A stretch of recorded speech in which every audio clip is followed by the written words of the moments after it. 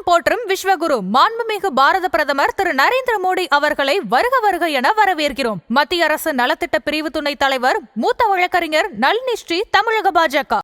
தமிழகம் தலைநிமிர்ந்திட மதுராந்தகம் பிரச்சார கூட்டத்திற்கு வருகை தரும் பாரத பிரதமர் மோடிஜி அவர்களை அகமகிழ வரவேற்கிறேன். ஆர். ஸ்ரீனிவாஸ், அயலக தமிழர் பிரிவு, சென்னை கிழக்கு மாவட்ட அமைப்பாளர், பாஜக. தமிழக அரசியல் களத்தை மாற்றிட தமிழகம் தலை நிமிர்ந்திட வருகை தரும் வரலாற்று நாயகரே வருக வருக. ஜே. சக்தி கிருஷ்ணன், மாநில செயலாளர், தகவல் தொழில்நுட்பம் மற்றும் சமூக ஊடக பிரிவு, தமிழக பாஜக. நாடாளுமன்ற தேர்தலுக்கு முன்னாடி ஒரு 7-8 தடவை வந்தாருன்னு நினைக்கிறேன் மோடி. அந்த பேட்டி ஒளிபரப்பும் போது அவர் வந்துட்டு இருப்பாரு. சரிங்களா? எத்தனை முறை வந்தாலும் மக்கள் ஏற்றுக்கொள்ளணும். இன்னொன்னு, உங்க அலைன்ஸ் வந்து ஒரு இயற்கைக்கு மாறான கூட்டணி மாதிரி தெரியுது. எல்லாரையும் வலுக்கட்டாயமா வண்டியில வாண்டடா ஏத்துற மாதிரி தெரியுது. திராவிட முன்னேற்ற கழகம் என்கிறது இந்த தமிழகத்தினுடைய ஒரு சாபக்கேடு. மிக மிக மிக கொடிய சக்தியாக தான் திராவிட முன்னேற்ற கழகத்தை பார்க்க முடியுது. யார் நம்ம மனுஷர்கள் தான் அங்க இருக்காங்க. மனிதர்கள் தான் இருக்கட்டும். மனிதர்களுக்கு வந்து நிறைய பிரிவினைகள் இருக்கின்றது. நல்லவர்கள் என்று இருக்கிறாங்க, கெட்டவர்கள் என்று இருக்கிறார்கள், மனிதர்கள் என்று இருக்கிறார்கள், அரக்கர்கள் என்று இருக்கிறார்கள். மனிதர்களாக தென்படுபவர்கள் எல்லோருமே மனிதர்கள் அல்ல அப்படின்னு சொல்ல வரேன். ஒரு ஆளுநருக்கு இவ்வளவுதான் நேச்சர் ஆஃப் வொர்க், இதுதான் செய்யணும். பணிகளை தெரியவில்லை மேடம். ஆளுநரின் பணிகள் பதவி பிரமாணம் செஞ்சு வைக்கணும். சட்டமன்றத்துக்கு வந்து வருஷத்தினுடைய முதல் கூட்டத்தொடருக்கு உரையை படிச்சுட்டு போகணும். கோப்புகள் வந்தா கையெழுத்து போட்டு கொடுக்கணும். இந்த கவர்மெண்ட் எது சொன்னாலும் அதை கேட்கணும். அவ்வளவுதான் வச்சிருக்கிற நீங்களும் உங்கள் திராவிட முன்னேற்ற கழகம் வச்சிருக்கிற சட்டம். ஆளுநர்னா இப்படிதான் இருக்கணும். திராவிட முன்னேற்ற கழகத்தினுடைய மிகப்பெரிய ஆயுதம் என்ன தெரியுமா? அந்த ஒரு வாயை வச்சு நல்ல வாக்கு வங்கி வாங்கிட்டாங்க. அதே மாதிரி வறுமை, இந்த வறுமையை வச்சு சொல்லுங்க. நீங்களும் பேசுங்க, நம்பறாங்களான்னு பாப்போம். நான் சொல்றேன், அதுக்கு சொல்ல வரேன். ஏன்னா அவங்கள மாதிரி பொய் பேச எங்களுக்கு தெரியாதுங்க.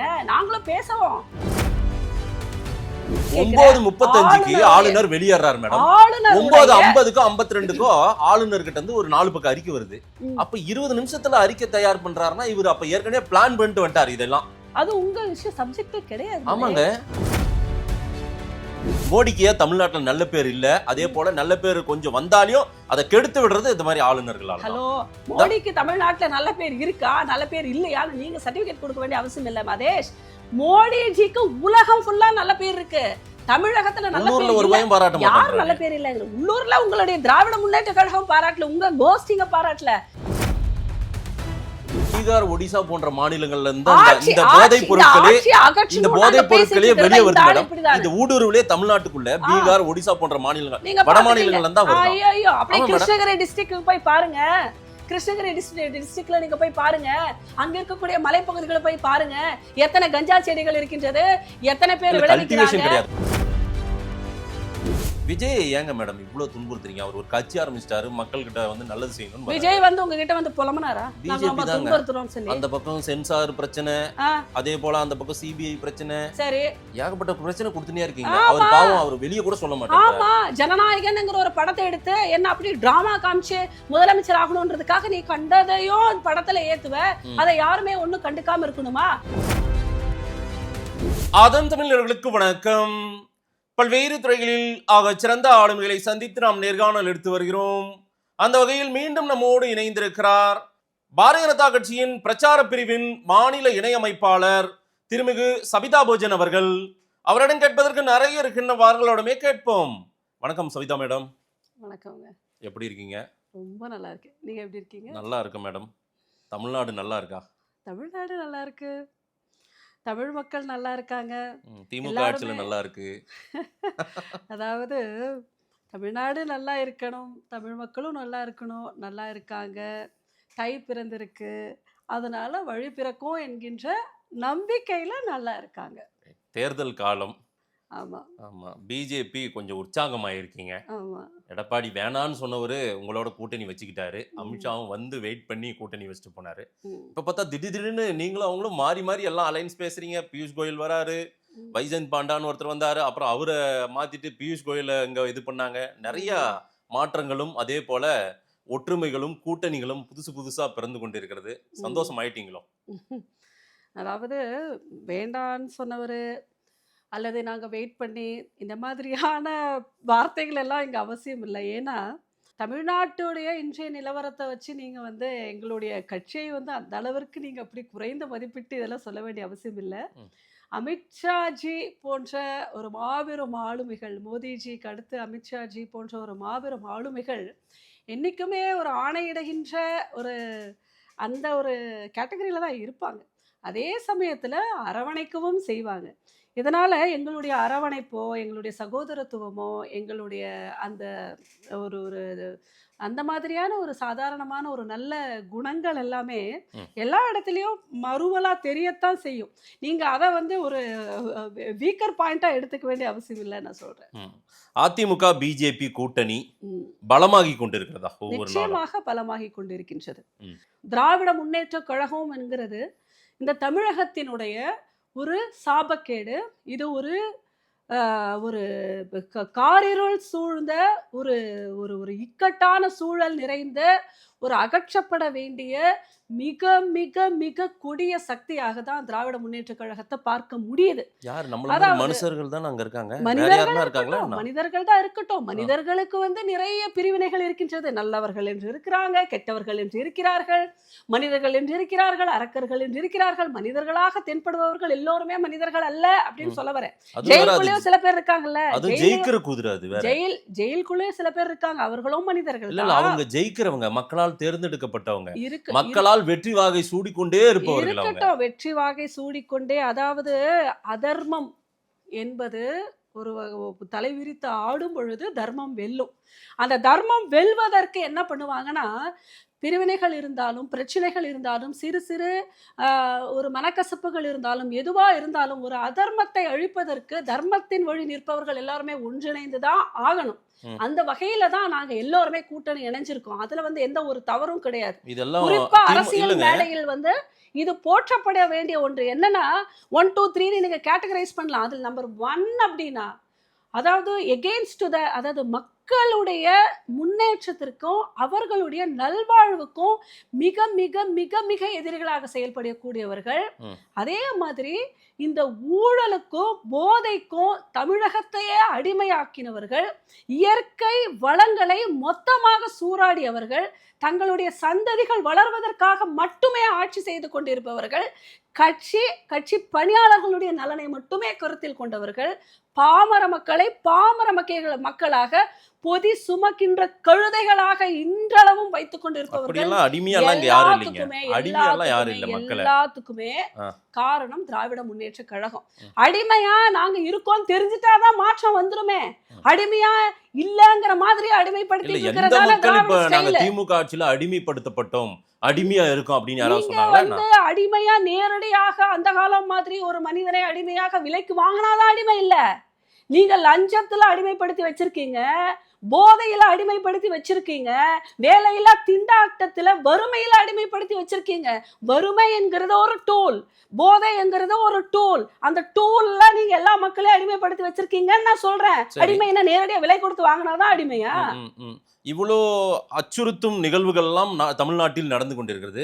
மோடி என்ன செஞ்சிட்டாரு, என்ன பாதுகாப்பு கொடுத்துட்டாரு? மோடி நம்பிக்கைக்குரியவரா தமிழ்நாட்டுல மாறிட்டாரா? மோடிஜி தமிழகத்தினோட முதல்வரா? பிரதமருங்க.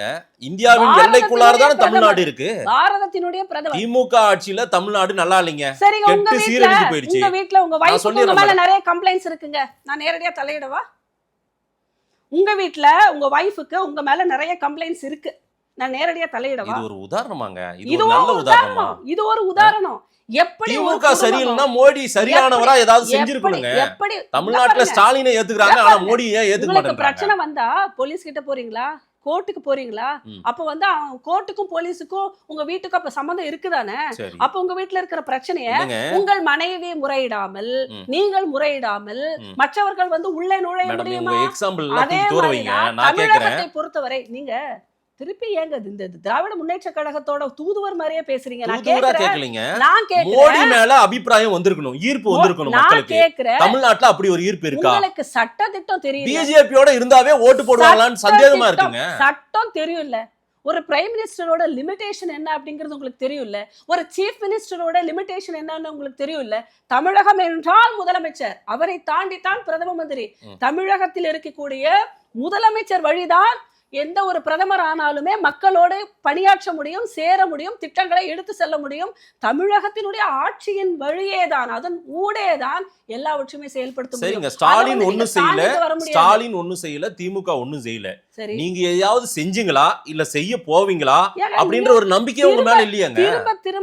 திரும்ப திரும்ப பேசுறேங்கிற மாதிரி நீங்க திரும்ப இல்ல அந்த நம்பிக்கை இல்லன்ற இல்ல அவங்களுக்கு மாற்று நீங்க நம்பிக்கை இல்லன்னு சொல்றீங்க. என்ன கேக்குறேன், பிரைம் மினிஸ்டரால டைரக்டா பண்ண முடிஞ்சிருந்தா திட்டங்களை சரி, இங்க இருக்கிற ஆளுநருக்கு வர மேடம், அவரோட பிரதிநிதி தானே.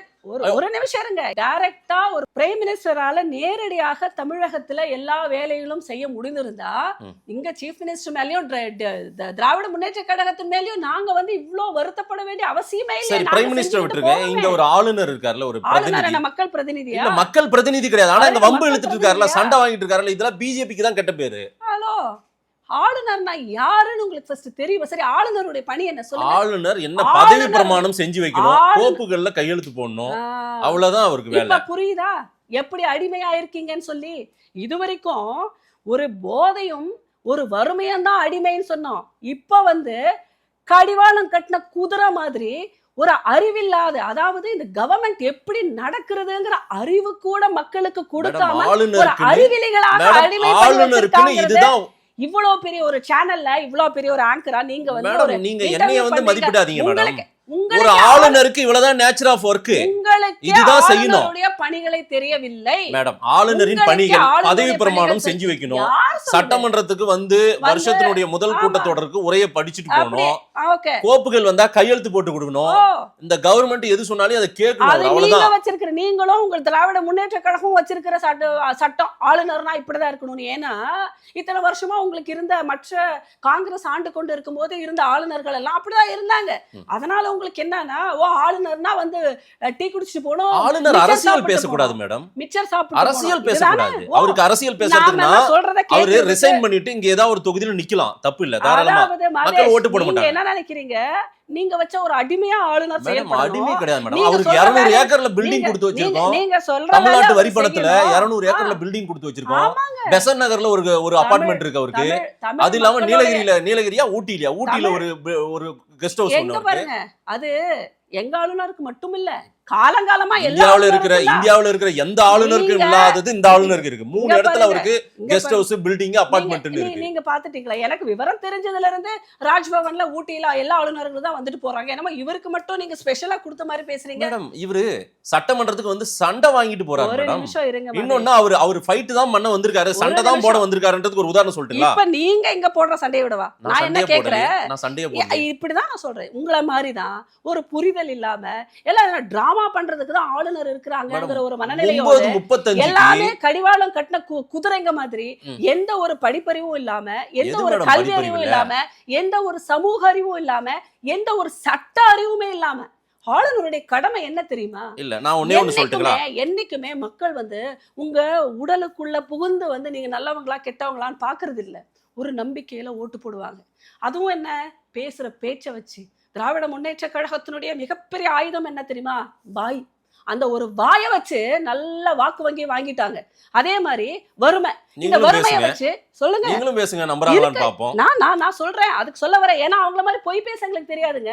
நாங்களும் பேசுவோம், பேசுறதுல அவங்கள விட நாங்க எல்லாமே கில்லாடிங்க தான். ஆனா பொய் பேசுறதுல அவங்க அளவுக்கு எல்லாம் எங்களால. ஆளுநர் மெய் பேசினாரா பொய் பேசினாரா? ஆளுநர் உண்மை பேசினாரா பொய் பேசினாரா சொல்லலாமா? ஆளுநர் எப்பொழுதுமே உண்மையை மட்டும் பேசுறாரு. ஆளுநர் மைக் ஆஃப் பண்ணாங்கன்னாரு, அவர் எங்க பேச ஆரம்பிச்சாரு மைக் ஆஃப் பண்ணாங்க பாருங்க. நீங்க அதை ஒழுங்கா அங்க நடந்தது என்னங்கறத விலாவரியா பாத்தீங்கன்னா நான் விசாரிச்சேன். நான் விசாரிச்சேன். ஓ, நீங்க விசாரிச்சா? நீங்க யார்கிட்ட விசாரிச்சீங்க? பொய் சொல்றவங்க கிட்ட விசாரிச்சிருக்கீங்க, உண்மை பேசுறவங்க கிட்ட விசாரிங்க. எல்லாருமே அங்க பொய் கோஷ்டி கிட்ட விசாரிச்சீங்கன்னா பொய் தான் தகவல் கிடைக்கும். சட்டசபைக்கு உள்ளார இருக்கிறவங்க சொல்ற தகவல் மேடம். 9:35க்கு ஆளுநர் வெளியேறாரு மேடம். 9:50க்கும் 52க்கும் ஆளுநர் கிட்ட இருந்து ஒரு 4 பக்கம் அறிக்கை வருது. அப்ப 20 நிமிஷத்துல அறிக்கை தயார் பண்றாருன்னா இவர் அப்ப ஏற்கனவே பிளான் பண்ணிட்டு வந்துட்டாரு இதெல்லாம்.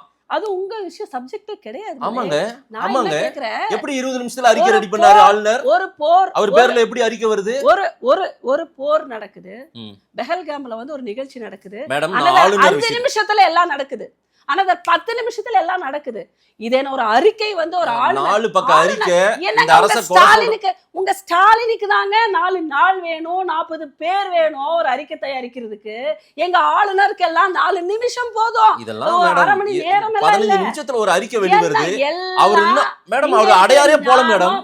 அவரு இதுக்கு அவரு மக்கள் பவனே போல, ராஜ்பவன் மக்கள் பவனுக்கே போல.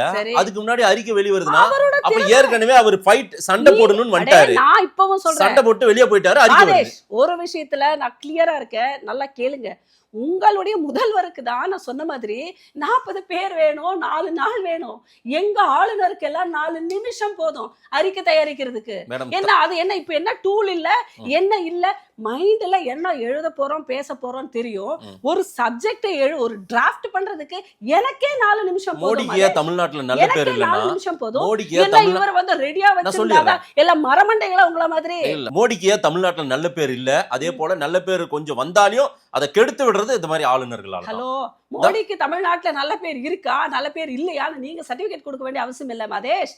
மோடிஜிக்கு உலகம் ஃபுல்லா நல்ல பேர் இருக்கு. தமிழகத்துல நல்ல பேர் ஒரு பயம் பாராட்ட யார் நல்ல பேர் இல்ல. உள்ளூர்ல உங்களுடைய திராவிட முன்னேற்ற கழகம் பாராட்டல, உங்க கோஷ்டிங்க பாராட்டல. அதை வந்து நீங்க எல்லா மக்களுக்குமே நீங்க அப்ளை பண்ண வேண்டிய அவசியம் இல்ல. மோடிஜிங்கிற ஒரு மனுஷன் இருக்கிறதுனாலதான் நீங்களும் நானும் சாகாம இருக்கோம். கொரோனான்ற ஒரு பெரிய இவ்வளவு பெரிய இக்கட்டான சூழ்நிலையில இருந்து இந்த இந்தியாவை மட்டுமில்ல தேசத்துடைய பல நாடுகள்ல வெளியே கொண்டு வந்த ஒரு விஸ்வகுரு மோடிஜி. அவரை பத்தி எல்லாம் அவருக்கு வந்து நல்ல பேர் இல்லைன்னு நீங்க கொடுக்குற சர்டிபிகேட் எல்லாம் வச்சுட்டாங்க. அங்க நான் பதில் சொல்லிட்டு இருக்க முடியாது. சாதாரண மக்களை பொறுத்த மட்டும் இன்னைக்கு வந்து ஒரு கழிவறைக்கு போற பொண்ணுக்கும் கூட, ஒரு சமைக்கிற பொண்ணுக்கும் கூட, வீட்டுக்கு முன்னாடி தண்ணி எடுக்கக்கூடிய ஒரு பொண்ணுக்கும் கூட, அவங்களுடைய குழந்தைகளுக்கு இலவச ரேஷன் அரிசியில பசியாத்துற ஒரு பொண்ணுக்கு கூட அந்த மனதுல நிறைந்த வழிபவர் வந்து மோடிஜி. அந்த தாய்மை உணர்வோடு அவங்க வந்து நன்றி சொல்லிக்கிட்டு இருக்கக்கூடிய ஒரு கேரக்டர்னா அது மோடிஜி மட்டும்தான். நீங்க வந்து ஒரு சாதாரண ஏழை தாயுடைய மனதில் இருக்கக்கூடிய மோடிஜிய இந்த திராவிட முன்னேற்ற கழகத்தோட பார்வையில இருந்து கொச்சப்படுத்தாதீங்க. உங்களுக்கு ரைட்ஸ் கிடையாது. நான் கேட்ட கேள்விக்கு நீங்க அதான் நான் கேட்ட கேள்விக்கு பதில் சொல்ல கவர்னருடைய கடமை என்ன சொல்லுங்க. நான் தனியா அது தனி சப்ஜெக்ட் நம்ம பேசுவோம். அப்படி இல்ல உங்களுக்கு தெரியாது. நான் சொல்லிட்டேனே லிஸ்டே போட்டேனே. இப்போ லிஸ்ட் போட்டேனே. நீங்க படிச்ச மேடம் அவருக்கு பதவி பிரமாணம் செஞ்சு வைக்கணும். நீங்க போட்ட பதவி பிரமாணம் செஞ்சு வைக்கணும். டிஎம்கே கொடுத்திருக்கிற லிஸ்ட். நான் சொல்றது அரசினுடைய சட்ட விதிக்குட்பட்டு ஒரு ஆளுநருடைய கடமைகள் என்னன்னு கேக்குறேன். ஏன்னா அது உங்களுக்கு தெரியாது. உங்களுக்கு மட்டும் இல்ல, நீங்க யாரை கேட்டாலும் தெரியாது. நான் ஒத்துக்கிறேன், ஒரு சீஃப் எக்ஸிகியூட்டிவ் அவரு. அதுக்கு ஏத்த தன்மையோட நடந்துக்கிறாரு அவரு. தமிழ் தாய் வாழ்த்து ஃபர்ஸ்ட் பாடணும். உங்களுடைய நான் சொல்லிறேன் வரலாற்று பக்கத்துல உங்களுடைய கேட்க விடு மேடம். நான் சொல்றது பதில கேட்டுட்டு அப்புறம் நீங்க அடுத்த தமிழ் தாய் வாழ்த்து பாடுனதும் தேசிய கீதம் பாட முடியாது. புரோகிராம் எல்லாம் முடிஞ்சதுக்கு அப்புறம் தேசிய கீதம். மாதேஷ் ஃபர்ஸ்ட் நீங்க முதல்ல கேட்ட கேள்விக்கு பதில்ல நான் சொன்னதுக்கு அப்புறம் அடுத்த கேள்விக்கு போங்க. நான் என்ன உங்ககிட்ட சொல்றேன்னா, உங்களுடைய வரலாறு புத்தகத்துல வரலாறுங்கிறது ஒரு சப்ஜெக்ட், புவியியல்ங்கிறது ஒரு சப்ஜெக்ட், நடுவுல 4 பக்கத்துக்கு குடிமையியல் அப்படின்னு போட்டிருக்கான். ஆனா இந்த குடிமையியல்ல தான் மொத்த தமிழகமும் வருங்கிறது உங்களுக்கு தெரியல. உங்களுக்கு முன்னாடி படிச்சவங்களுக்கு தெரியல. நான் குடிமையியல் எல்லாம் படிச்சவன், அது சமூக அறிவியல்ல நல்ல மதிப்பெண் எடுத்த ஆள் ஸ்டூடண்ட். அந்த குடிமையியல்ல என்ன இருக்கு தெரியுமா? 4 பேஜ்ல எந்த ஆளுநரை பத்தியும் இல்ல, அவர்களுடைய கடமைகள் பத்தியும் இல்ல, எந்த முதலமைச்சரை பத்தியும் இல்ல, அவர்களுடைய கடமைகள் பத்தியும் இல்ல. ஆக மொத்தம் குடிமையியல் சப்ஜெக்ட்ல நீங்களும் நானும் விழிப்புணர்வோட யோசிக்கிற, நமக்கு கேள்வி கேட்கிற, இதை இந்த புரிதலுக்கு உட்பட்ட எந்த சப்ஜெக்டையும் கொண்டு வர மாட்டாங்க. அதுதான் உங்க கல்வி கொள்கை. எப்படி தெரியுமா? உங்களையும் என்னையும் கண்மூடித்தனமா இருக்க கவர்னர் ஒரு அலங்கார பதவி மேடம். அலங்கார பதவி மேடம். யாரு சொன்னது? அதுவும் பிஜேபி யாராவது தோத்து போனா உங்களுக்கு கொடுக்கிற பதவி அது. பாருங்க, பிஜேபி யாராவது தோத்து போய் ரொம்ப நாளா ஆர்எஸ்எஸ்காக வேலை செஞ்சவங்க அதுக்காக கொடுக்கிற பதவி அது. அலங்கார பதவிக்கு தான் சட்டத்துல வந்து இன்னைக்கு பிஜேபியில நீங்க சொல்ற மாதிரி பிஜேபியில இருந்து வர்றவங்க நீங்க ஒரு கேட்டகரியை வச்சு சொல்லிட்டு இருக்கீங்க. இத்தனை வருஷமா 1947 அததானே பண்றீங்க. 1947 இருந்து பிஜேபியில தோத்து போனவங்க தான் கவர்னரா இருக்காங்க. கவர்னர் பதவின்றது அப்படிதான் மேடம். பதவி பிரமாணம் செஞ்சு வைக்கணும். 1947 வருஷத்துக்கு ஒரு முறை போய் சட்டப்பேரவையில அந்த முதல் உரையை படிக்கணும். நம்ம சுதந்திரம் வாங்கில இருந்து பதவி பிரமாணம் செஞ்சு வச்சு அங்க நம்ம தேசம் மக்கள் பவன்ல தங்கணும், ரெஸ்ட் எடுக்கணும். நமது தேசம் குடியரசு ஆனதுல இருந்து ஆளுநர் வந்து பிஜேபியில இருந்து தோத்து போனவங்க தான் இருக்காங்களா? இன்னைக்கு 12 வருஷமா அப்படிதான் இருக்காங்க. 12 வருஷம். அதுக்கு முன்னாடி தோத்து போனவங்க அதே போல ரொம்ப கஷ்டப்பட்டு உழைச்சவங்க பிஜேபில. அதுக்கு முன்னாடி சரி போங்க இந்த பதவியில உட்கார்ந்துக்கோங்கன்னு கொடுக்குறாங்க. அதுக்கு முன்னாடி ஆளுநர் யாரு? அதுக்கு முன்னாடி இருந்தாங்க அந்தந்த கட்சிக்காரர்கள் யாரு இருந்தாங்களா? 70 வருஷம். அப்ப எல்லாம் உங்களுக்கு அந்த கேள்வி வரலையே. இப்பதானே உங்களுக்கு அந்த அன்னைக்கு கேள்வி இவ்வளவு வருது. பெரிய சண்டையெல்லாம் வரல ஆளுநர்கள் ஏன் தெரியுமா? வம்பிலுக்கு இல்ல, அரசியல் பேசல, நான் சொல்றேன், அரசியல் பேசல. கடமையை செஞ்சா ம். உங்களுக்கு அது வித்தியாசமா தான் தெரியும். வேளச்சேரி எம்எல்ஏ மாதிரி சண்டை போட்டுட்டாரு ஆளுநர். கடமையை செஞ்சா உங்களுக்கு எது டிஃபரண்டா இது கடமையா? ஆமா. எந்த கடமையை இவர் சரி செய்றாரு? அவருடைய சரி, இருங்க. கடமையை யார் உண்மையாக தமிழ்நாட்டுல செய்றாங்களோ, பெண்களுக்கு பாதுகாப்பு இந்த இல்லை, ஊழல் போதை கலாச்சாரம் கும்பலுக்கு- தலைவிரித்தாடுது. ஊழல் ஒரே ஒரு முறை கும்பலுக்கு- chief minister sir, chief minister ஊழல் சார், கும்பலுக்கு எம்.கே. ஸ்டாலின் சார், எப்பவுமே இந்த இருங்க. ஊழல் நான் கும்பலுக்கு சொல்றேன் கேளுங்க. கடமையை சரியாக செய்கின்ற பிரைம் மினிஸ்டர் ஆனாலும் சரி, ஆளுநர் கவர்னர் ஆனாலும் சரி, தவறாக தான் தெரியும். ஏன் தெரியுமா? இது ஒரு ஊழல் கும்பல். இவங்களுக்கு நல்லது செய்யறதையும் உண்மையை பேசுறவங்களையும் பார்த்தா அவங்களால பொறுத்துக்க முடியாது. Mister MK. ஸ்டாலின் சார், அதனாலதான் எல்லாத்தையும் குற்றம் நீங்க சாட்டுறாங்க. மக்கள் பவன் அதை ராஜ்பவனுக்கு வாங்க. தெரிஞ்சுக்காத ஒரு அறிவிலிகள் வந்து நீங்க இல்ல, நான் உங்களை சொல்றேன் மாதிரி கொஞ்சம் இருக்கக்கூடிய நீங்க மக்கள் என்னன்னா சொல்லிக்கோங்க. சொல்லுங்க. ஒரே ஒரு முறை இவ்வளவு பிரச்சனை நாட்டுல போயினுக்குது சார். ம். எம்.கே. ஸ்டாலின் சார், நீங்க வாங்க, நம்ம 2 பேரும் உட்கார்ந்து பேசுவோம். ம். நான் வேற முன்னாள் ஐபிஎஸ் ஆபீசர், ம். எனக்கு தெரியும் சில ஸ்ட்ரக்சர் எல்லாம் மாத்துவோம். ம். வேளச்சேரில வெட்டி போடுறான், ம். ஜொமேட்டோவோ அந்த ஸ்விக்கியோ போன பையனை வெட்டிட்டாங்க. திருவள்ளூர்ல ஒரு இஷ்யூ நடந்துச்சு. ம். வாங்க சார், நம்ம 2 பேரும் உட்கார்ந்து இந்த தமிழ்நாட்டை மீட்டெடுப்போம். என்னைக்காவது இந்த ஆளுநர் கூப்பிட்டு பேசியிருக்காரா? சொல்லுங்க இல்ல, சொல்லுங்க, அததானே பேசணும். நீங்க நிஜமாலுமே இப்படியா இல்ல இப்படிதான் இப்பதான் இப்படி பண்றீங்களா? இப்படி எல்லாம் பண்ணல. மகேஷ், தமிழ்நாடு யாரு சீஃப் மினிஸ்டர்? அவர் governor- உட்கார்ந்து அவரு இது சட்டசபையில பாய்காட் பண்ணிட்டு போறதுதான் ஒரே ஆளுநரா? நிமிஷம்ங்க. சீஃப் மினிஸ்டர் இந்த மாதிரி நடந்துச்சு, வேளச்சேரியில் இப்படி வெட்டிட்டான் அப்படின்னு அவர் யோசிக்கிற ஆளா இருந்திருந்தா, அந்த மாதிரி ஒரு கன்சர்ன் ஒரு பர்சன் தெரிஞ்சு இருந்திருந்தா அந்த சம்பவமே இல்ல, இந்த நடந்திருக்காது. 13 அந்த ஆள் அந்த மாதிரி இருக்க போய் தான் ஒரு கொலையே நடக்குது. அந்த ஆளை கூப்பிட்டுட்டு சமாதானம் பேசினா இங்கெல்லாம் இல்ல, அந்த திரும்பிடுமா? ஆளுன்னெல்லாம் எங்க வேண்டாம் பிரைம் மேடம். மினிஸ்டர் வந்து அங்க இருந்து இவரை கான்ஸ்டிடியூஷன் கூப்பிட்டு ஒரு லீடரை பண்ணணுமா? போயிட்டு நீங்க தமிழ்நாட்டின் முதலமைச்சர் அந்த ஆளு இந்த ஆளு, யாரா இருந்தாலுமே ஆ. மோடி அந்த சட்டத்தையும் ஆளு இந்த ஆளுன்னு ஒழுங்கையும் பேசினா நல்லா எங்க இருக்குமா? பாருங்க, மோடிஜி கடமை தவறாதவர், அவருக்கான மரியாதை கொடுக்கப்பட்டே ஆக வேண்டும். ஸ்டாலின் மாதிரி கஞ்சாவுக்கும் ஊழலுக்கும் துணை போறவங்கள யாருங்க வந்து துணை ரொம்ப போறது? மரியாதை இதெல்லாம் கொடுத்தல. அபத்தங்க. இப்பதான் உங்க சொன்னீங்க, பிரச்சாரத்தை இப்பதானே சொன்னீங்க. ஸ்டார்ட் பண்ணிட்டீங்க. இப்பதானே உங்க நீங்க பிரச்சாரத்தை சொன்னீங்க. ஸ்டார்ட் பண்ணிட்டீங்க. இப்பதானே நீங்க சொன்னீங்க வெட்டி போட்டாங்கன்னு. எப்படி வெட்டி போட்டாங்க? யார் வெட்டி போட்டாங்க? எதனால வெட்டி போட்டாங்க? மேடம், அதுக்கு ஐயா ஸ்டாலின் அவர்களா ஒவ்வொரு வீட்டுக்கு காவல் இருக்க கண்டிப்பா, முடியும்? நிச்சயமா. ஒரு முதலமைச்சர், ஒரு அரசன், ஒரு முதலமைச்சர் சரியாக இருந்தால் நிர்வாகம் சரியாக இருக்கும். இங்க என்னன்னா போதையாலையும் கஞ்சாவாலையும் இந்த அளவுக்கு மக்களை வந்து சீரழிச்சு வெளியில இருந்து பிழைக்க வந்த ஒருத்தனை வெட்டி போடுற அளவுக்கு கொடூரத்துக்கு ஆளாக்குன முதல் சர்டிபிகேஷன் கொடுக்கணும்னா உங்க முதலமைச்சருக்கு தான் கொடுக்கணும். மேடம், அவர் பண்ணதை இவரை கூப்பிட்டு வந்து பிரைம் மினிஸ்டர் கூப்பிட்டு மேடம், பேசுவாரா? பீகார், ஒடிசா போன்ற மாநிலங்கள்ல இருந்து இந்த போதைப் பொருட்களே இந்த போதைப் பொருட்களே வெளியே வருது மேடம். இந்த ஊடுருவலே தமிழ்நாட்டுக்குள்ள பீகார், ஒடிசா போன்ற மாநிலங்கள், நீங்க வட மாநிலங்கள்ல இருந்தா வருது. ஐயோ, அப்படியே ஆமா மேடம். கிருஷ்ணகிரி டிஸ்ட்ரிக்ட் போய் பாருங்க. கிருஷ்ணகிரி டிஸ்ட்ரிக்ட்ல நீங்க போய் பாருங்க. அங்க இருக்கக்கூடிய மலைப்பகுதிகளை போய் பாருங்க. எத்தனை கஞ்சா செடிகள் இருக்கின்றது, எத்தனை பேர் கல்டிவேஷன் விளைவிக்கிறாங்க, கிடையாது, உற்பத்தியே கிடையாது. எந்த அளவுக்கு உற்பத்தியே வந்து கிடையாது இருக்குது மேடம் நம்ம மாநிலத்துல. அப்படிங்கிற போலி போர்வையில எவ்வளவு விஷயங்கள் வந்து தமிழ்நாட்டுக்குள்ளேயே நடக்கிறது. இந்த மாநிலமானது கஞ்சாங்கிறது ஸ்கூல்ல இருந்து, காலேஜ்ல இருந்து, ஒரு பப்ளிக் பிளேஸ்ல இருந்து, வேலை செய்யற இடத்துல இருந்து சாதாரண மக்களுக்கு சர்வ சாதாரணமாக கிடைக்கின்றது. உங்கள் அமைச்சர்கள் எல்லாம் கஞ்சா விற்கின்ற பெண்களை வந்து அவங்களோட டிஎம்கே கட்சியில வச்சுக்கிட்டு அதிகாரப்பூர்வமா கஞ்சாவை சப்ளை பண்ணிட்டு இருக்காங்க. எத்தனை பேர் கைதானவங்க எல்லாம் உங்க டிஎம்கேல அப்படியெல்லாம் யாரும் இருக்காங்க தெரியுமா? கான்ஸ்டிடியூஷன்ல இருக்கிற அமைச்சர்கள் பதவி பிரமாணம் இல்ல எடுத்துட்டு வந்தவங்க இல்ல, யார் அந்த சார் சொல்லுங்க, யார் அந்த சார்? இதோ அரெஸ்ட் பண்ணிட்டாங்கல்ல அவன. என்ன ஞானசேகரன் பண்ணிட்டாங்க?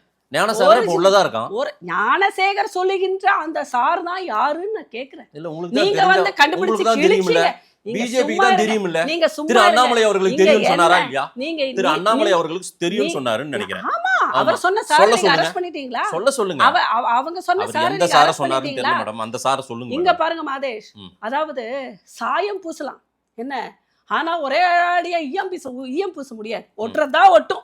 நீங்க என்னதான் திராவிட முன்னேற்ற கழகத்தை போட்டு மூடி மறைச்சு, என்னதான் முழு பூசணிக்காயை வந்து சோத்துல மறைச்சாலுமே கூட இந்த திமுக லட்சணம் என்னங்கிறது எல்லாத்துக்கும் சரி, தெரியும். மக்கள் ஒவ்வொரு மக்களும் அனுபவிச்சுட்டு இருக்காங்க. மக்கள் நியர்பை வைன் ஷாப்ல இருந்து, ம். நடக்கிற கொலையில இருந்து, ம். நடக்கிற கற்பழிப்புல இருந்து, நடக்கிற கொள்ளை சம்பவத்துல இருந்து, நடக்கிற ஊழல்ல இருந்து, எங்க மிதிச்சாலும், எங்க போனாலும், எங்க பேசினாலும் பைசா எல்லாம் ஒண்ணும் பண்ண இல்ல, முடியாது. நீங்க எங்க பேசுங்க. செஞ்சாலும் எல்லாமே மக்கள் அப்படிதான். நம்புறாங்களான்னு பார்க்கலாம். ஆமா. நாடாளுமன்ற தேர்தலுக்கு Okay. முன்னாடி ஒரு 7-8 தடவை வந்தாருன்னு நினைக்கிறேன் மோடி.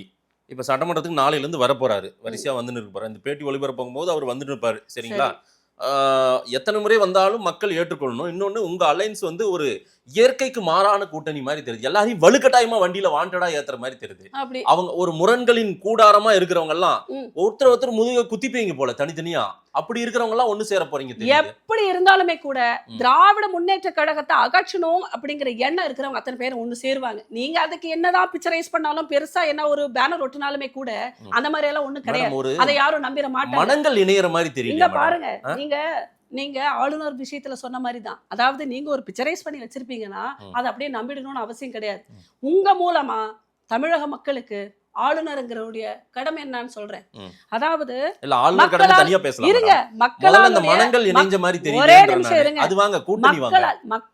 மக்களால் தேர்ந்தெடுக்கப்பட்ட ஆட்சியாளர்கள் எந்த இடத்திலையும் அவர்களுடைய கடமையிலிருந்து தவறக்கூடாது என்பதற்காக ஒரு கண்காணிப்பு கேமரா மாதிரி இருக்கிறவர் தான் ஆளுநர். எந்த இடத்துலயுமே ஏன்னா ஆளுநருடைய உரை தான் அந்த சட்டமன்றத்துடைய ரெக்கார்டு. ஆளுநர் படிக்கிற உரை தான் ரெக்கார்டு. அதுல எந்த வகையிலுமே தவறான எந்த ஒரு விஷயமுமே ஆவணப்படுத்தப்படக்கூடாது. நீங்க உங்களுடைய பராசக்திக்கு உங்களுடைய கலைஞர் டைலாக் எழுதி கொடுத்த மாதிரி இங்க அப்படியே டைலாக் எழுதி கொடுப்பீங்க, நாங்க அப்படியே பேசிட்டு போகணுமா? அங்க இருக்கிறது உண்மையா இருந்தாதான் எங்களால் படிக்க முடியும். ஆமா, எல்லா பொய்களையும் புரட்டுக்களையும் அங்க நீங்க அலங்காரப்படுத்தி கொடுப்பீங்க. எங்க ஆளுநர் போய் படிச்சுட்டு அப்படியே போறதுக்கு அவர் என்ன, அவர் உண்மையானவர்? அவர் என்ன டிஎம்கே உட வாரிசா? அப்படியே சும்மா கொடுத்தவன படிச்சுட்டு போறதுக்கு அவர் ஒரு ஆளுநர். இந்த தமிழகத்தினுடைய ஆளுநர். முதல் அமைச்சருக்கும் ஆளுநருக்கும் நிறைய வித்தியாசம் இருக்கிறது. எப்படி தேசத்துல குடியரசுத் தலைவர் முதல் குடிமகனோ அதே மாதிரி அப்போ இந்த தமிழகத்தினுடைய முதல் குடிமகன் ஆளுநர். அத ஃபர்ஸ்ட் மனசுல வச்சுக்கோங்க. இந்த தமிழகத்தினுடைய ஏன்னா 4 வருஷமா இங்க நீங்க பஞ்சாயத்து பண்ணிட்டு இருக்கீங்க. நீங்க பண்றதெல்லாம் ஊழலா இருக்கு. நீங்க பண்றதெல்லாம் அநியாயமா இருக்கு. எதுவுமே மாறல. நீங்க எல்லாம் ஆவணப்படுத்தி நீங்க அப்படியே நல்ல பராசக்தி டைலாக் எழுதி ஆளுநர் உரைக்கு நீங்க கொடுப்பீங்க. ஆளுநர் வாசிச்சுட்டு போறதுக்கு அவருக்கு என்ன படிக்க தெரியாதவரா, மூளை இல்லாதவரா, மூளைகட்டவரா, அறிவில்லாதவரா, அடிமையா, டிஎம்கேவோட அடிமையா ஆளுநர்? ஆளுநர் ஆவணப்படுத்தினா அது ரெக்கார்டு. அதுல உண்மை இருந்துச்சுன்னா நாங்க கண்டிப்பா படிப்போம். அதுல பொய் இருந்துச்சுன்னா நீங்க என்ன காமெடி பண்ணீங்க, என்ன பிக்சரைஸ் பண்ணீங்க, we don't bother. ஆளுநர் இப்படியே பண்ணிட்டு இருந்தாங்க. இன்னும் 1000 ஓட்டு உங்களுக்கு குறைஞ்சினே இருக்கு. ஏதோ வர்ற ஓட்டையும் குறைச்சு விடுறாங்க. பரவாயில்லைங்க. பாரதிய ஜனதா கட்சிக்கு டிஎம்கே மாதிரி கூட ஓட்டு வாங்க தெரியும். என்ன லட்சமா கொட்டி கொடுத்து மக்களை ஏமாத்தி பொய் வசனங்கள் பேசி சினிமா வசனங்கள் பேசி பண்ண தெரியும். ஆனா பண்ண கூடாதுங்கிற கொள்கையில இருக்கிறதா பாரதிய ஜனதா கட்சி. அதுல எங்க ஆளுநர் மட்டும் விதிவிலக்கா? அவரும் அப்படிதான். 1000 ஓட்டு குறைஞ்சாலும் 500 ஓட்டு குறைஞ்சாலும் நீதியிலிருந்தோம், நேர்மையிலிருந்தோம், நியாயத்திலிருந்தோம், உண்மையிலிருந்தோம் நாங்க விலக மாட்டோம். தேசத்திற்கு துரோகம் எந்த வகையிலுமே நாங்க இழைக்க மாட்டோம். உறுதியா இருக்கு. என்ன சொல்ல வரீங்க? மக்கள் 26 இந்த தேர்தல் உங்களை நம்புறாங்களான்றத பார்ப்போம். இன்னொரு முக்கியமான கேள்வியை நான் கேட்கிறேன். விஜய் ஏங்க மேடம் இவ்வளவு துன்புறுத்துறீங்க? அவர் ஒரு கட்சி ஆரம்பிச்சிட்டாரு, மக்கள் கிட்ட நல்லது செய்யணும். விஜய் உங்ககிட்ட புலம்பனாரா? பிஜேபி தாங்க. அந்த பக்கம் சென்சார் பிரச்சனை, அதே போல அந்த பக்கம் சிபிஐ பிரச்சனை, சரி ஏகப்பட்ட பிரச்சனை கொடுத்துனே இருக்கீங்க. அவர் பாவம், அவர் வெளியே கூட சொல்ல மாட்டாங்க. ஆமா, ஜனநாயகன்ங்கிற ஒரு படத்தை எடுத்து என்ன அப்படி டிராமா காமிச்சு முதலமைச்சர் ஆகணும்ன்றதுக்காக நீ கண்டதையும் படத்துல ஏத்துவ. அதை யாருமே ஒண்ணும் கண்டுக்காம இருக்கணுமா? அந்த பிஜேபி தான் பண்றீங்க. பிஜேபி தான் பண்றீங்க. நான் கேக்குறது பாரு, ஒத்துக்கிட்டீங்க, வந்துருச்சு பாருங்க. சென்சார் பிரச்சனைக்கும் என்ன சம்பந்தம் இருக்கு? நீங்க தான் சொன்னீங்களே. நான் என்ன சொல்றேன், ஜனநாயக படம் எப்படி வந்திருக்குன்னு பிஜேபி கார சபிதா பஞ்சனுக்கு எப்படி தெரியும்? மோடிக்கு எப்படி தெரியும்? அமித்ஷாவுக்கு எப்படி தெரியும்? ஏன்னா நீங்க எல்லாம் சொல்றத வச்சுதான் நானும் சொல்றேன். அதாவது ஒரு படம் வெளியே வருதுன்னா அது சென்சாருக்கு வருதுன்னா ஒன்லி பிஜேபி மட்டும் இல்ல, அந்த போர்டு ஏன் ஒரு சர்டிபிகேஷன் கொடுக்குறாங்கன்னா அங்க இருக்கக்கூடிய படத்தினுடைய சம்பவங்கள் எல்லாத்தையும் பார்த்துதான் கொடுக்குறாங்க. நீ ஒரு படத்தை படமா எடுக்காம உன்னுடைய அரசியலுக்காக எடுத்து அங்க எல்லா அத்துமீறல்களையும் செஞ்சுட்டு நீங்க எங்களுக்கு பிஜேபி நினைச்சாதான் அந்த படம் வெளிவரும். அப்படிதான் ஒண்ணும் இல்ல. அதெல்லாம் சொல்ற ஸ்டைல் அப்படிதானே இருக்கு.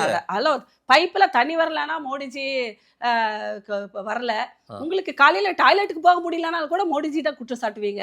என்ன உங்களுக்கு காலையில போனீங்க பாத்ரூம் வரலனாலும் கூட மோடிஜினால தான் வரலன்னு சொல்லி ஒரு கேட்டகரி நீங்க. அப்ப விஜயோட படம் மட்டும் வெளி வரலன்னா வேற யாரை குற்றம் சொல்ல போறீங்க?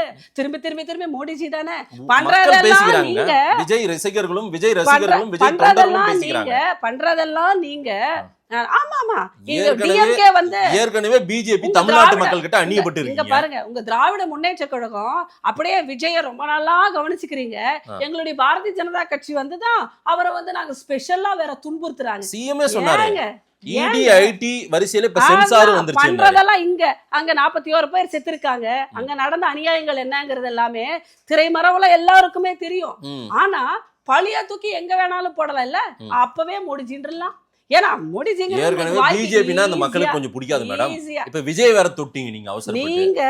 நீங்க உங்களுக்கு வந்து ஒரு ஈஸி டார்கெட்டா மோடிஜி. we don't care. எங்களுக்கு வந்து எங்களை வந்து குற்றம் சொல்பவர்களை பற்றி நாங்கள் கவலைப்படுவதில்லை. ஆனா உங்களுக்கு அதான் சொன்னல, இட்லி வேகலனாலும் மோடிஜி, சட்னி வேகலனாலும் மோடிஜி. அதான் சொன்னல, உங்களுக்கு ஏன்னா வீட்டுல உங்க பொண்டாட்டி உங்களை திட்டினாலும் கூட அது மோடிஜி தான் சொல்லி கொடுத்துருப்பாரு. அதான் இவன் சண்டை போடுறா, எல்லாத்துக்குமே மோடிஜி மோடிஜி மோடிஜிங்கிறது உங்க வாயில தூங்கினாலுமே கூட மோடிஜி. இது ஒரு அந்தர மாதிரி சிவசிவாங்கிற மாதிரி மோடிஜிங்கிறது உங்களுக்கு ஆயிப்போச்சு. இப்ப திராவிட முன்னேற்ற கழகத்துக்கு தான் அந்த வியாதி இருந்தது. அது இப்போ இங்க ஆதனுக்கும் மகேஷுக்கும் தொத்திக்கிச்சு மோடிஜி மோடிஜி மோடிஜி. நாளைக்கு அத மாதேஷுக்கும் கூட அந்த இது தொத்திக்கிச்சு. ஏன்னா என்ன, அதாவது திராவிட முன்னேற்ற கழகம் வந்து ஒரு அரசியல் அநாகரிகமானவர்கள்ன்றனால அவர் சொல்லலாம். ஒரு பத்திரிகையாளரா இருந்தா கூடவா அவங்க என்ன, நீங்க என்ன ஏதாவது பொறுப்பு இல்ல, நீங்க டிஎம்கேல நல்லா ஏதோ வந்து மீடியா செல்ல ஒரு பொறுப்பு வாங்கின மாதிரிதான் எனக்கு நல்லா தெரியுது. ஏன்னா இந்த அளவிற்கு ஒரு பிரதம மந்திரிய இந்த அளவிற்கு வந்து விமர்சனம் பண்ண கேள்வி, அதுக்கு கேள்வி கிடையாது. கேள்விக்கு ஒரு தரம் இருக்கிறது. இப்படி தரம் தாழ்ந்து போனாலே அது திராவிட முன்னேற்ற கழகத்தினுடைய வாசனை அங்க படர்ந்துருச்சுன்னு அர்த்தம். அந்த சுவாசம் உள்ள போனாதான் வார்த்தைகள் எல்லாம் இந்த மாதிரி தரம் தாழ்ந்து வரும். சரியா மதேஷ்? லாஜிக்கலா திங்க் பண்ணி பாருங்க. 26ல ஏத்துப்பாங்களா மக்கள் உங்களை? நிச்சயமாக ஒவ்வொருத்தரும் உணர தொடங்கியாச்சு. எப்போ உணர தொடங்கியாச்சு? ஏங்க தூய்மை பணியாளர்களுடைய நிலைமை என்னங்கிறத பாத்தீங்கல்ல. இப்போ அரசு ஊழியர்களும் தெருவுக்கு வந்துட்டாங்க பணி நிரந்தரம் கோரி. இதை விட இன்னொரு என்னன்னா, நர்ஸ் வந்து டெம்பரவரி பேசிஸில் நர்சஸ் எடுத்தாங்க கோவிட் டைமில். அப்போ அங்கே ஒரு நர்ஸ் வந்து பேசுகிறாங்க, சாக போகிறோம் அப்படின்னு தெரிஞ்சும் கூட எங்கள் மக்களுக்காக நாங்கள் வந்து, அதாவது கொரோனா டைமில் இருந்தக்கூடிய அந்த பாதிப்பான சூழ்நிலையில் எங்களை எல்லாமே எடுத்தாங்க. இந்த கொரோனா முடிஞ்சதுக்கப்புறம் எல்லாத்துக்குமே ஒரு பணி நிரந்தரம் பண்ணி கொடுப்போம். நான் என்ன கேட்குறேன், தூய்மை பணியாளர்கள் ஆகட்டும், நர்சஸ் ஆகட்டும், இவங்க எல்லாமே கோவிட் டைமில் அவங்க இல்லாட்டி நாம் இல்லைங்கிற அளவுக்கு உயிரை வந்து பணையும் வச்சு வந்தவங்க. உங்களுடைய வாக்குறுதிகள் அதை நீங்கள் சேர்க்காம இருந்திருந்தீங்கன்னா கூட பரவாயில்ல, வாக்குறுதியும் சேர்த்து நமக்கு சேவை பண்ணவங்களை நம்ப வச்சு முழுமையாக ஏமாற்றி தெருவில் அசிங்கப்படுத்தி அவங்கள அவமானப்படுத்தி என்னடா நமக்கு கேட்கறதுக்கு ஒரு நாதியும் இல்லாமல் போச்சு. அதாவது வாக்குறுதியில் கொடுத்ததுனால தானே இந்த நிமிஷம் மட்டும் இப்போ கவர்மெண்ட் போகுது. வாக்குறுதி கொடுக்கறதுக்கு முன்னாடி இன்னைக்கு நாளைக்கு 5 வருஷம் இழுத்தடிச்சிட்டாங்க. சாதாரண மக்கள் கேட்கறதுக்கு யாரும் இல்லைன்னு சொல்லி தானே நீங்கள் இப்படி பண்ணிட்டீங்க. சேவை செய்யக்கூடிய வர்க்கத்தை பார்க்கும்போது நீங்கள் என்னதான் இந்த திராவிட முன்னேற்ற கழகம் அவங்க மனசில் வச்சிருக்குது, அவ்வளோதான். ஒரு ஓட்டு வங்கி தான் ஏமாத்த முடியுது, அசால்ட்டா அவங்களை கடந்து போக முடியுது. வாக்குறுதிகள் 400 கொடுத்தோம் கூசாம போய் சொல்றாங்க கனிமொழி. எப்படி முடியுது? என்ன மக்கள் வந்து எள்ளி நகையாட மாட்டாங்க? ஒரு பாக்குறதுக்கே ஒரு மனசாட்சி 1% நான் ஒண்ணு சொல்லட்டுமா? 26ல தெரியட்டுங்க, தெரியணும். அப்பவும் கூட விழிப்புணர்வு வரலன்னு வச்சுக்கோங்க, இந்த மக்களோட சாபக்கேடு இருந்தா நான் எடுத்துப்பேனே தவிர இப்பவும் தெரியலனா. ஏன்னா மனசு வந்து மனசாட்சிங்கிறது ஒரு மனிதனுக்கு ஒரு 1% வேணுங்க. 1% மனசாட்சியை மொத்தமா கழட்டி வச்சுட்டு வெறும் அரசாட்சிக்காக அவங்களுடைய ஆளுமைக்காக சாதாரண மக்களை மொத்தமா பலி கொடுத்துட்டு வெறும் 500 ரூபாய் ஓட்டு வங்கிகளா ஒரு பிரியாணி பொட்டலத்துக்கும் 500 ரூபாய் காசுக்கும் ஒரு பாட்டில் சாராயத்துக்கும் மக்களை அடக வச்சு ஒரு ஆட்சி நடக்குது. அறிவியலிகளா இருக்காங்க, அதாவது மனசாட்சி இல்லாதவர்களா இருக்கிறாங்க. நான் சொல்றேன் மதேஷ், நீங்க என்ன வேணா மோடிஜியை விமர்சனம் பண்ணுங்க. மோடிஜிங்கிற ஒரு மனுஷனால தான் இன்னைக்கு இந்திய தேசம் வந்து தேசமா இருக்கு. கடன் எல்லாமே முழுமையாக குறைக்கப்பட்டிருக்கிறது. இந்த உலக அளவுல நாம தலை நிமிர்ந்து நடக்கிறோம். இந்த செகண்ட் வரைக்குமே ஹிந்து மதமோ அது உயிர் பொழைச்சிட்டு இருக்கிறதுக்கு காரணம் அதுதான். இல்லாட்டி அப்படியே ஒரு இனப்படுகொலை மாதிரி இங்க இருக்கிற ஹிந்துக்களை அந்த திருப்பரங்குன்றத்துல அந்த ஒருவனே அல்ல மொத்த இந்துக்களையுமே நீங்க கொன்னு குவிச்சிட்டீங்க. அவ்வளவுதான். சிரிப்பா இருக்கு நீங்க சொல்றது. ஆமா, இதுல சிரிப்பா நீங்க இருக்கு. சிரிக்கிற நான் இதுல ஏங்க நீங்க இங்க பெரும்பான்மை இந்துக்கள் இனப்படுகொலை நீங்க- பண்ணிருப்பாங்கன்னு எதையாவது சொல்லிட்டு உங்க இந்துக்களை அரசியலுக்காக எதையாவது சொல்லாதீங்க. இந்துக்களை சரிங்களா? திராவிட முன்னேற்ற கழகம் இனப்படுகொலை ஏற்கனவே செய்தது. ராங் ஹைகோர்ட்ல ஹைகோர்ட்ல கண்டம் பண்ற ஸ்டேட்மெண்ட் இது. ஹைகோர்ட்ல இந்த கொரோனா உதயநிதி ஸ்டாலின் பேசினார் இல்லையா, இந்த கொரோனா, கொசு, டெங்கு போல சனாதானம் அழிக்கப்பட வேண்டியதுன்னு அந்த கேஸ் லாஸ்ட் வீக் அவங்க கொடுத்த தீர்ப்புல அவங்க மென்ஷன் பண்ணியிருக்கிறாங்க. 80% ஹிந்துக்கள் வந்து ஒரு இனப்படுகொலைக்கு சமம் இவர் கொடுத்த இந்த ஸ்டேட்டஸும் இந்த மாதிரியாக பேசுறதும், ஒரு துணை முதல்வராக இருந்துட்டு இதை பேசுறது வந்து அந்த இனத்தை வந்து படுகொலை செய்ததுக்கு சமம்னு நான் சொல்லல, கோர்ட் சொல்லுது. ஆனா இங்க எதுவும் நான் ஜெனோசைட் என்ன எல்லாம் கேக்குறேன்னா, நடக்காது. 80% ஹிந்துக்களினுடைய நம்பிக்கைக்கு கல்லறை கட்டி அவர்களை சமாதியாக்கி ஒரு திருப்பரங்குன்றத்துல ஆண்டாண்டு காலமா ஏற்றின ஒரு விளக்கேத்துறதுக்கு துப்பில்லாதவர்களாக 80% இந்துக்களை மாற்றி அவர்களை வறுமையிலும் போதையிலும் அடிமைப்படுத்தி அவர்களை வெறும் 500 ரூபாய் கூலிகளாக மாற்றி வாக்கு வங்கிகளாக மாற்றி மொத்த இந்துக்களையுமே சமாதி கட்டிவிட்டு அந்த சமாதிக்கு மேல பட்டு மெத்தை இட்டு தூங்கிட்டு இருக்கிறது யாருன்னா திராவிட முன்னேற்ற கழகம். இந்துக்களுடைய சமாதிக்கு மேலதான் இவங்க அரசியல் பண்ணிட்டு இருக்காங்க. 26 என்ன மாற்றம் நிச்சயமாக இந்துக்கள் இதுல வந்து விழிப்புணர்வு அடையணும், படித்தவர்களுக்கு விழிப்புணர்வு வரணும். உங்களை மாதிரி முட்டாள்தனமா கவர்னர் வந்து உரைய எழுதி கொடுக்கறத வாசிக்கணும், டீ கொடுக்கணும். நான் அப்படிதான் பயன்படுத்துவேன் மாதேஷ். ஏன்னா கவர்னர் வந்து மிக்சர் சாப்பிடுறதுக்கு வர்றாரு நீங்க சொல்றீங்க, நான் எப்படி நான் வந்து கேட்டுட்டு கவர்னர் வந்தா உரையை படிச்சிட்டு கிளம்பணும், அவ்வளவுதான். நீங்க டியூஷன் மாஸ்டரா எழுதி கொடுக்கறத படிக்கிறதுக்கு? நீங்க உங்களோட ஸ்டூடெண்டா? டியூஷன் ஸ்டூடெண்டா? ப்ரிப்பேர் பண்ணி அவருக்கு அனுப்பி அவர் ஒப்புதல் வாங்கி தான் இது பிரிண்ட் ஆயிருக்கு. சரிங்களா? சரி, அத படிச்சிட்டு போறது தான் அவரோட டியூட்டி. அவ்வளவுதான் டியூட்டி. எழுதி அவர் அரசியல் எல்லாம் பேசக்கூடாது, வாதம் எல்லாம் பண்ணக்கூடாது. பிரிண்ட் ஆயிட்டு வாதம் எல்லாம் அவர் பண்ணக்கூடாது, அங்க இருக்கிற மக்கள் பிரதிநிதி பண்ணுவாங்க. மாதேஷ், எந்த ரூல்ல வாதம் பண்ணக்கூடாதுன்னு வச்சிருக்காங்க? கவர்னர் வாதம் பண்ணக்கூடாதுங்க. எந்த ரூல்ல இருக்கு? எந்த ரூல்ல இருக்கு வாதம் பண்ணக்கூடாதுன்னு? அவருக்கு அவர் அலங்கார பதவி தானே மேடம், அவர் அலங்கார பதவி. அவ்வளவுதான். யாரு சொன்னது? உங்கள மாதிரி நீங்க பண்ண தமிழ்நாடு சிலபஸ்ல படிச்சுட்டு வந்தவங்க தான் அலங்கார பதவின்னு சொல்லுவாங்க. ஒரிஜினல் சட்ட திட்டத்தை பாக்குறவங்களுக்கு எல்லாமே கவர்னருடைய பதவி என்ன, அவருடைய கடமை என்னன்னு தெரியும். அவருடைய கடமையை ஒழுங்கா செஞ்சா உங்களுக்கு எல்லாம் உறுத்துது, உங்களுக்கு எல்லாம் வெட்கி தலை குனிய தோணுது. நாட்டுக்கு தாடி எதற்கு, நாட்டுக்கு ஆளுநர் எதற்குன்னு கேட்ட மாநிலம் மேடம் இது. ஐயோ, இன்னைக்கு அதெல்லாம் கேக்குறது இந்த மாதிரி அதத்தான் நான் சொல்றேன். இன்னைக்கு அதெல்லாம் கேக்குறதுல அவருக்கு மரியாதை கொடுத்து அவரை ரெட் கார்பெட் போட்டு அவருக்கு மரியாதை, உரிய மரியாதை கொடுத்து கூட்டு போய் உட்கார வைக்கிறாங்க. அப்படி கேட்டவங்க எல்லாம் ஒரு முட்டாளுங்க. இது வந்து மூடர்களினுடைய கூடாரம். யார் முட்டாள், யார் நேர்மையானவர்கள்? இந்த திராவிட முன்னேற்ற கழகத்தை சேர்ந்தவர்கள் எல்லாருமே முட்டாள்கள் தான். சரி சரி. ஏன்னா அவங்களுக்கு அரசியல் அமைப்பு சட்டம் என்னன்னு தெரியாது, கவர்னரோட வேல்யூ என்னன்னு தெரியாது, அவர்களுடைய கடமை என்னன்னு தெரியாது. தங்களை எல்லாம் முட்டாளாக்கி வைத்திருக்கிறார்கள், தங்களை எல்லாம் அடிமைப்படுத்தி வைக்கிறார்கள் என்ற விழிப்புணர்வும் கிடையாது. மக்கள் சொல்லுவாங்க 26ல தெரிஞ்சிரும் யார் முட்டாள், யார் அறிவாளி, யார் வேணும், யார் வேணாம் முடிவு பண்ணிடுவாங்க. தெரிய வரும். இது 2026ல எங்களுடைய என்டிஏ கூட்டணி வெற்றி பெறும். சாதாரண வெற்றி இல்ல, அமோக வெற்றி பெறும். இதே மாதிரியான ஒரு இன்டர்வியூல உங்களை கவர்னருடைய பதவிகள் என்ன, பொறுப்பு என்னங்கறத அதுக்குன்னு ஒரு ஸ்பெஷல் இன்டர்வியூ வச்சு நாம டிஸ்கஸ் பண்ண வேண்டிய ஒரு நிலைமை வரும். அந்த கவர்மெண்ட் வரும்போது அப்ப எங்களுடைய கவர்னர் வருவார் இல்லையா, அப்போ வந்து பஞ்சாயத்து நடக்குதா இல்ல நடக்கலையா, அவர் வாசிக்கிறதெல்லாம் உண்மையா இல்ல பொய்யாங்கிறது அப்ப உங்களுக்கு தெரியும். பார்க்கலாம் மேடம். நிறைய விஷயங்கள் பேசியிருக்கீங்க, மக்கள் என்ன சொல்றாங்கன்னு பார்க்கலாம். நேரம் கொடுத்து பேசியமைக்கு நன்றி. நன்றி.